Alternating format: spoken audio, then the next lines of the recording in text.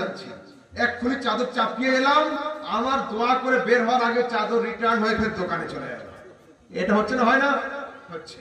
সেই জন্য হে যুবক শোনো, এই চাদর ওইখানে না দিয়ে গরিবের শীতের সময় নিজের এলাকার কোন গরিব মানুষের গায়ের একটা চাদর কিনে দিলে অনেক বেশি সওয়াব পাবে। ওই জায়গা থেকে অপচয় করা জায়েজ হবে না। ঠিক আছে? এইবার বর্তমানে ওয়াহাবি ফিতনা সবচেয়ে কঠিন ফিতনার নাম। বাংলাদেশ তারা নতুন করে স্বাধীন করলো, তাদের কথা তাদের বাক্য এটাই।